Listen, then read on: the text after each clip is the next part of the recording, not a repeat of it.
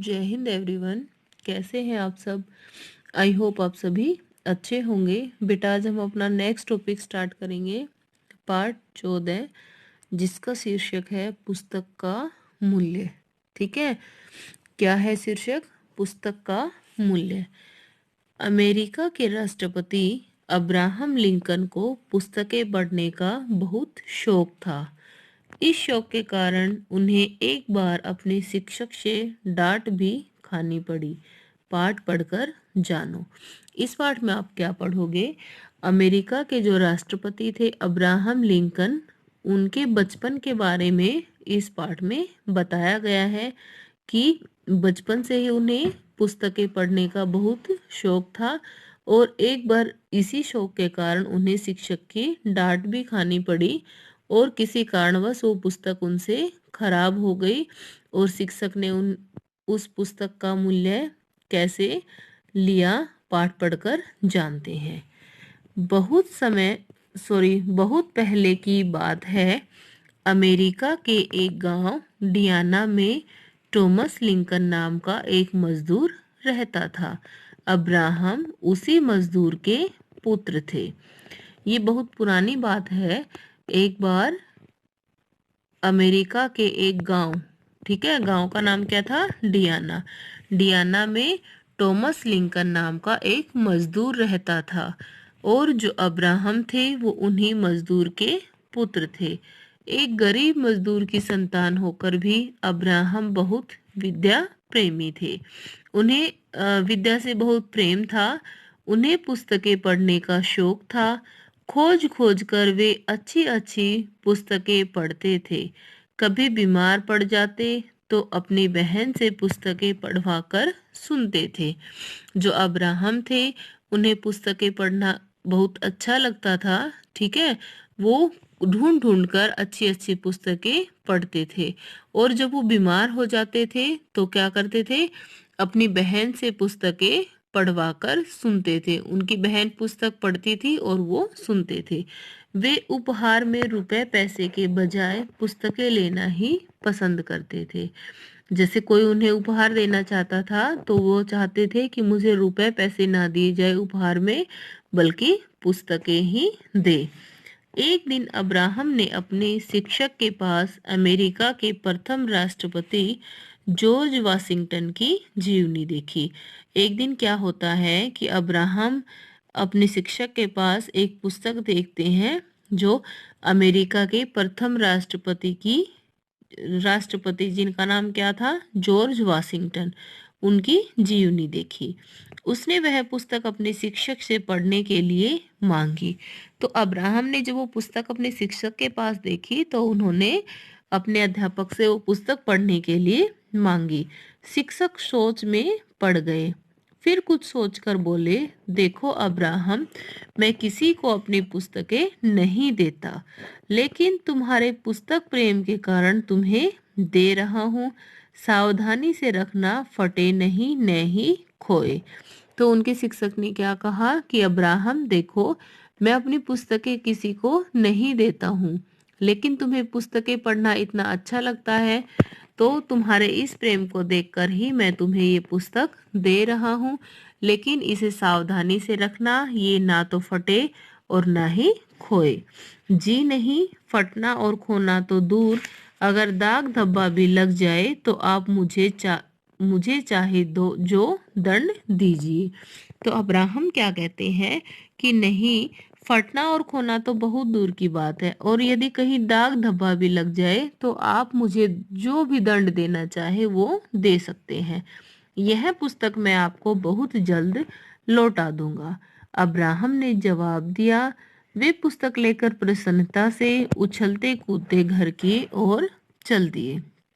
जब शिक्षक ने उन्हें पुस्तक दे दी तो बहुत खुश हुए और उछलते कूदते हुए अपने घर की ओर चल दिए। सर्दियों की रात थी। माता पिता अंगीठी के पास बैठे आग ताप रहे थे। सर्दियों का समय था और रात हो गई थी तो उनके जो माता पिता थे वो अंगीठी के पास बैठे आग ताप रहे थे, मतलब आग जला रखी थी और अंगीठी के पास बैठे थे। अब्राहम भी उन्हीं के पास बैठकर पुस्तक पढ़ने लगे। कई घंटे बीत गए, सब सो गए। अब्राहम पुस्तक में ही खोए रहे। ऐसे ही कई घंटे बीत गए और सब सो गए, लेकिन जो अब्राहम थे वो उसी पुस्तक को पढ़ते रहे, उसी में खोए रहे।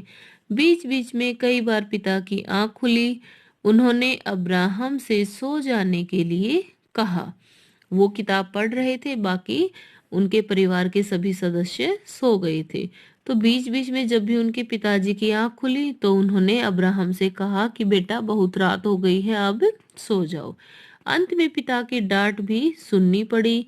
मन मारकर अब्राहम ने पुस्तक खिड़की पर रखी और बिस्तर पर लेट गए। अंत में क्या होता है कि उनके पिताजी जब बार बार बोलते हैं कि सो जाओ, तो वो क्या करते हैं, उनका मन तो नहीं हो रहा है सोने को, लेकिन फिर भी वो पुस्तक खिड़की में रख देते हैं और बिस्तर पर लेट जाते हैं।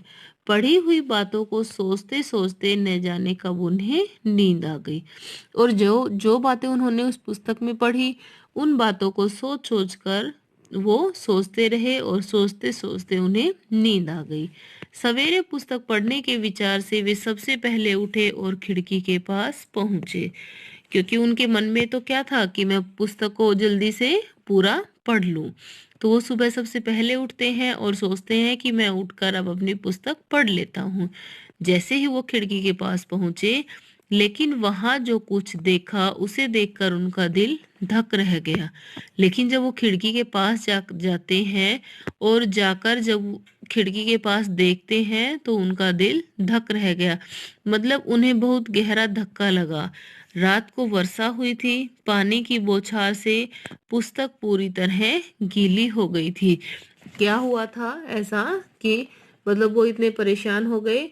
रात को बारिश हुई थी और बारिश के कारण जैसे पानी की जो बौछारें हैं वो खिड़की से आई, अंदर आई, और जो पुस्तक खिड़की में रखी हुई थी उस पुस्तक को बिल्कुल ही गीला कर दिया। उसके कुछ पृष्ठ तुड़ मुड़ और गल गए थे। वो जैसे ज्यादा पानी गिरने के कारण कई पेज उस पुस्तक के खराब हो गए थे। बालक अब्राहम को काटो तो खून नहीं, वो बिल्कुल ऐसे हो गए जैसे सुन्न हो, है ना, कि कुछ उन्हें फील ही नहीं हो रहा हो। उनके कानों में शिक्षक के शब्द गूंजने लगे। अब शिक्षक ने उन्हें कहा था कि न तो फटे और न ही ये पुस्तक खोए। अब वही शब्द उनके कानों में गूंजने लगे।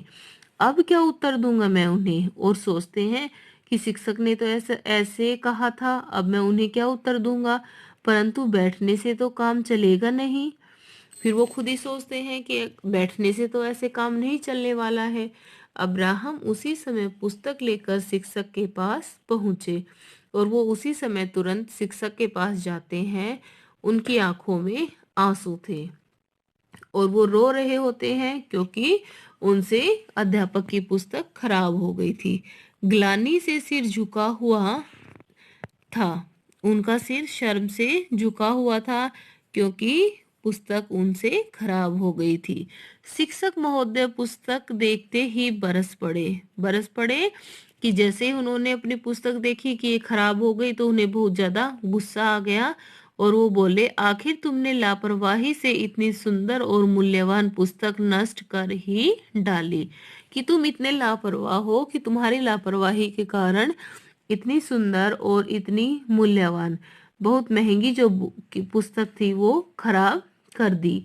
इसलिए तो मैं अपनी पुस्तकें किसी को नहीं देता, कि जिसको भी दे दो वो ऐसे ही पुस्तक को खराब कर देता है, इसीलिए मैं अपनी पुस्तक किसी को नहीं देता।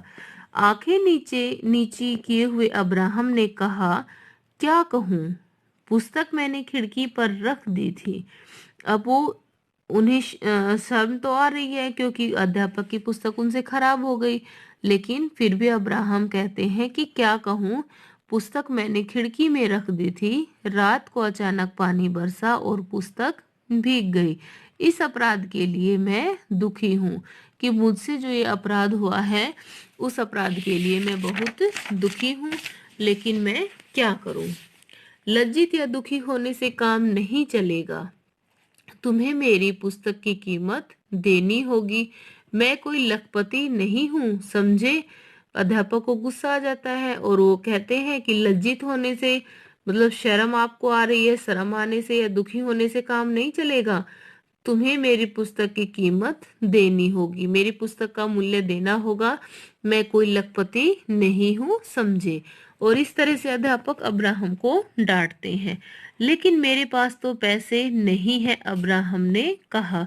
अब अब्राहम कहते हैं कि मैं पुस्तक का मूल्य कहाँ से दूं, क्योंकि मेरे पास तो पैसे ही नहीं है। पैसे नहीं है तो क्या हुआ, हाथ पैर तो है। अध्यापक और भी अधिक गुस्से में आ जाते हैं और कहते हैं कि कोई बात नहीं, पैसे नहीं है तो हाथ पैर तो है। फिर अब्राहम कहते हैं, बताइए फिर मैं क्या करूं। अब्राहम ने असहाय स्वर में कहा। फिर वो असहाय, असहाय मतलब जिसे किसी की सहायता नहीं मिली हो, है ना, कि भाई अब मैं क्या करूं। तो वो कहते हैं कि अब मैं क्या करूं, पुस्तक यहाँ रख दो और 3 दिन तक मेरे खेत में घास काटो। तो अध्यापक क्या कहते हैं कि इस पुस्तक को तो यहीं रख दो और 3 दिन मेरे खेत में घास काटो। बस मैं समझ लूंगा कि मेरी पुस्तक का मूल्य वसूल हो गया। और जब 3 दिन मेरे खेत में घास काटोगे तो मैं ये समझ लूंगा कि मेरी पुस्तक की जो कीमत थी वो मैंने वसूल कर ली है, मुझे मिल गई है। उसके बाद यह पुस्तक भी तुम्हारी हो जाएगी। और उसके बाद ये जो पुस्तक तुमने खराब कर दी है, इस पुस्तक को भी मैं तुम्हें वापस दे दूंगा। शिक्षक ने अब्राहम से कहा। अब्राहम के हृदय का बोझ दूर हो गया। वे प्रसन्नता से 3 दिनों तक शिक्षक के खेत में घास काटते रहे। अब उनके मन में जो एक बोझ रखा हुआ था कि भाई शिक्षक की पुस्तक मुझसे खराब हो गई है, जब शिक्षक ने कहा कि 3 दिन यदि तुम मेरे खेत में घास काटोगे तो मैं समझ लूंगा कि मेरी पुस्तक का मूल्य मुझे मिल गया है। तो अब्राहम भी थोड़े खुश हो जाते हैं कि कोई बात नहीं, मुझे 3 दिन काम करना पड़ेगा लेकिन ये पुस्तक तो मुझे मिल जाएगी। चौथे दिन उस पुस्तक को अपने हाथ में लिए घर आकर अब्राहम ने अपनी बहन से कहा, घास काटनी पड़ी तो क्या हुआ, पुस्तक तो अपनी हो गई। 3 दिन वो अध्यापक के खेत में घास काटते हैं, चौथे दिन अध्यापक वो पुस्तक उन्हें दे देते हैं। जब वो अपने घर वापस जाते हैं तो अब्राहम अपनी बहन से कहते हैं कि घास काटनी पड़ी तो क्या हुआ, पुस्तक तो अपनी हो गई, कि पुस्तक तो मुझे मिल गई। बाद में यही बालक अमेरिका का राष्ट्रपति बना और दास प्रथा को दूर किया। जो अभी आपने पूरी कहानी पढ़ी है वो किसकी है, वो अब्राहम की है, जो बड़े होकर, जो एक बहुत ही मतलब गरीब परिवार से संबंधित थे, एक मजदूर के पुत्र थे, लेकिन वो बड़े होकर क्या बने, अमेरिका के राष्ट्रपति बने। और उन्होंने दास प्रथा को क्या किया, दूर किया। ठीक है, दास प्रथा क्या है कि मतलब जैसे जो गरीब लोग होते हैं ऐसे मनुष्यों को गुलाम बनाकर उनसे कोई भी काम करवाना। तो दास प्रथा को किसने दूर किया, अब्राहम लिंकन ने, जो अमेरिका के राष्ट्रपति बने। तो कैसे बेटा, वो एक बिल्कुल ही मजदूर के पुत्र थे, एक गरीब परिवार से, कैसे उन्होंने अपना सफर तय किया और अमेरिका के राष्ट्रपति वो बन गए। ठीक है, तो इस पाठ को पढ़कर आपने क्या समझा कि आपको अपनी वस्तुओं का ध्यान रखना चाहिए, चाहे आपकी अपनी हो या आपने किसी दूसरे से ले रखी हो।